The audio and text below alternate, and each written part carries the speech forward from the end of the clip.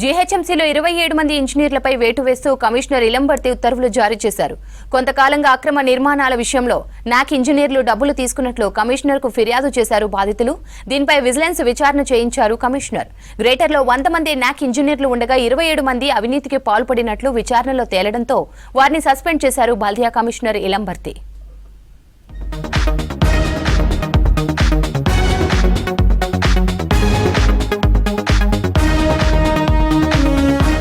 Hyderabad GHMC town planning విభాగంలో పనిచేస్తున్న 27 మంది నాక్ ఇంజనీర్లను తొలగించారు commissioner Ilambarthi.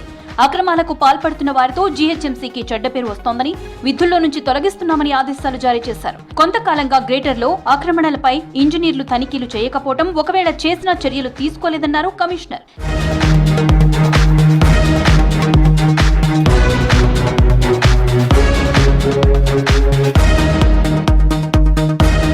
National Academy of Construction నుంచి 100 మంది ఇంజనీర్లను 4 సంవత్సరాల క్రితం అవుట్ సోర్సింగ్ ప్రాతిపదికన జీహెచ్ఎంసీలో నియమించింది గత ప్రభుత్వం.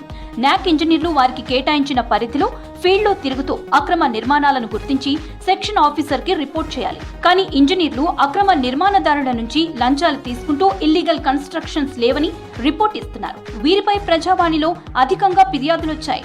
దీంతో కమిషనర్ విజిలెన్స్ విచారణ చేయించారు. అక్రమాలకు పాల్పడ్డట్టు తేలడంతో 27 మందిని సస్పెండ్ చేస్తూ ఉత్తర్వులు జారీ చేశారు కమిషనర్.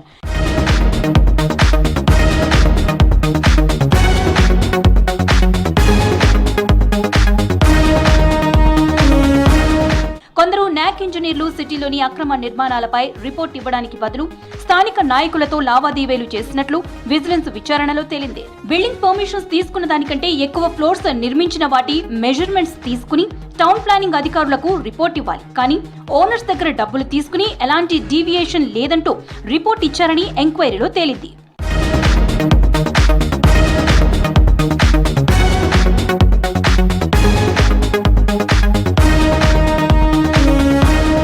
సస్పెన్షన్ కి గురైన నాక్ ఇంజనీర్లకు ఇచ్చిన ఎలక్ట్రానిక్ గ్యాడ్జెట్లు, సిమ్ కార్డులను తిరిగి సబ్మిట్ చేయాలని ఉత్తర్వుల్లో తెలిపారు కమిషనర్.